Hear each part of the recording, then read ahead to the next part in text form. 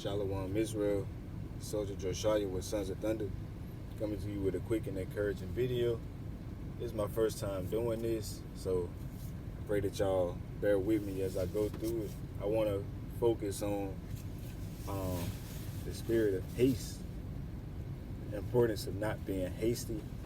I'm not going to spend too much time on the intro. We're just going to jump right into it. And the first precept I want to get is in Ecclesiastes 5:2.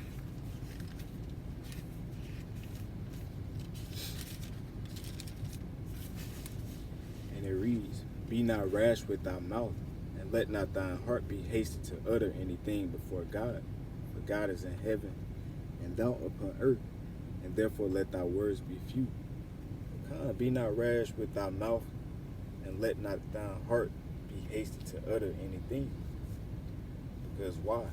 Our hearts are wicked. And we have to think about how long we've been in this world. We've been programmed to think a certain way. We've been programmed to respond a certain way. And now coming in this truth and understanding that we have to operate on a different frequency, we have to change a lot of the things of old that we were accustomed to doing. And one of the biggest things I feel that we all have to work on is controlling our tongue. You know, when you've been hasty to speak. You know, more times than not, you saying something that you don't mean to say. You're doing something that you don't mean to do. You know, things just go left when you're being hasty. When, you know, more times than not, if you take a moment and you calm down and you reapproach the situation when you're in a better spirit, the situation can be dealt with a lot easier.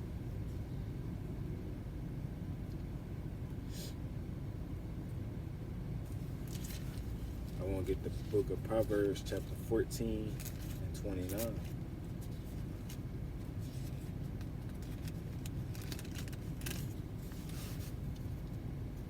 Actually, I'm going to start at verse 17. It says, "He that is soon angry dealeth foolishly, and the man of wicked devices is hated." Salaki. So he that is soon angry dealeth foolishly.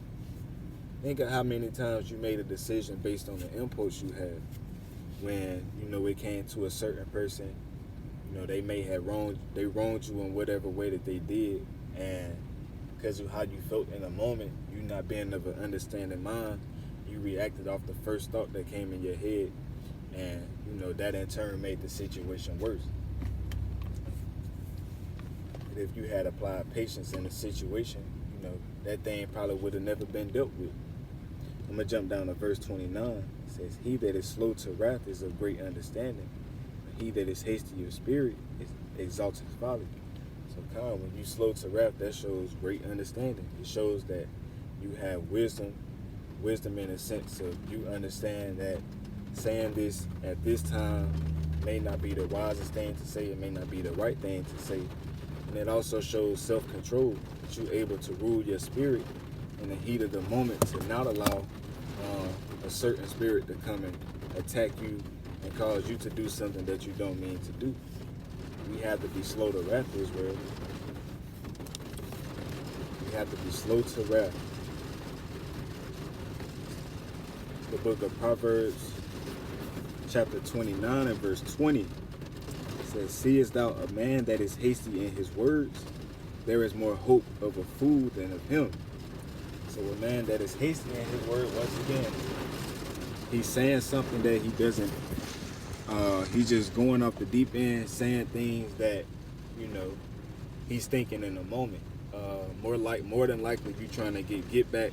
They hurt you in whatever way, and now you want to do this so that you can hurt that person. But the scriptures tells us to not render evil for evil. But here it just said, there's more hope of a fool than of you. Why is it saying that? Well, let's go to this verse. Proverbs 17 and verse 28. It says, "Even a fool, when he holdeth his peace, is counted wise." So damn, that's the reason it says it's more hope of a fool than of the man that's being hasty. Because at least he has enough understanding to know that, you know, let me keep my mouth shut in this situation. Oftentimes we lack that self-control when it comes to ourselves. We know these precepts already. It's just we aren't applying it. We aren't applying it to make our situation better. We're still struggling with that old man, but there's no excuse. There's no excuse to why we aren't applying the commandments when we already have been taught this is what we should be doing. We have to turn away from our old man. It's the book of Ecclesiastes, chapter 8 and verse 3. It says, be not hasty to go out of his sight. So like, be not hasty to go out of his sight. Stand not in an evil thing, for he doeth whatsoever pleaseth him. So be not hasty to go out of the sight of the Most High. Scripture says that all the ways of a man are clean in his own eyes. Where is that? Yeah, I think that's right here. Proverbs 16 and 2. All the ways of a man are clean in his own eyes, but the Lord weigheth the spirit. It's saying we like to make justifications for ourselves when we do things that we know we're not supposed to. And oftentimes we can feel a spirit of wanting to run away from, the Most High when we go wrong. Let me get that in Sirach. Oftentimes when we do wrong, we can feel ourselves trying to run away from the Most High. And when we do that, that brings more destruction upon us than it would have been if we had just acknowledged our offense and, confessed that and, came to the Most High. This is the book of Sirach, chapter 7 and verse 8. It says, bind not one sin upon another, and one thou shalt not be unpunished. That's not the one I want, Salaki. The book of Sirach, chapter 5, verse 5. Concerning propitiation, be not without fear to add sin unto sin, and say not, his mercy is great. He will be pacified for the multitude of my sins. For mercy and wrath come from him, and his indignation resteth upon sinners. Make no tarrying to turn to the Lord, and put not off from day to day. For suddenly shall the wrath of the Lord come forth, and in thy security thou shalt be destroyed, and perish in the day of vengeance. So come, be not hasty to go out of the sight of the Most High. When you mess up, best thing for you to do is to go to the Most High and confess that thing.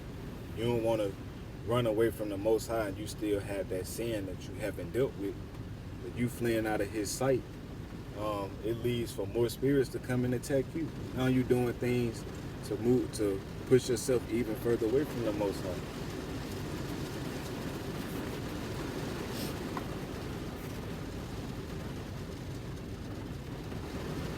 The book of Sirach, chapter 7, verse 10. Be not faint-hearted when thou makest thy prayer, and neglect not to give alms. So come, even in the midst of your transgression, don't be faint-hearted to pray to the Most High, to ask for that forgiveness. Don't be faint-hearted to confess that thing. We can look in the scriptures and see an example of our forefather David where, he committed his transgression. He didn't run away from the Most High. He confessed that thing. And he just dealt with whatever the Most High had for him to deal with. But the point of it is he didn't run away. It's the book of Psalms, chapter 51, verse 3. It says, for I acknowledge my transgressions, and my sin is ever before me. Against thee only have I sinned, and done this evil in thy sight. Thou mightest be justified when thou speakest, and be clear when thou judgest. So he's acknowledging his offense, and he's giving, the Most High his credit and saying that, yes, Most High, you justified in the punishment that you give me.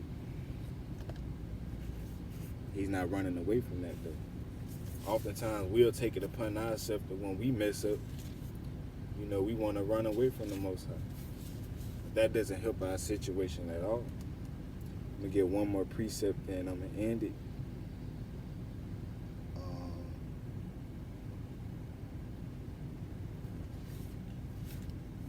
Bear with me, Israel.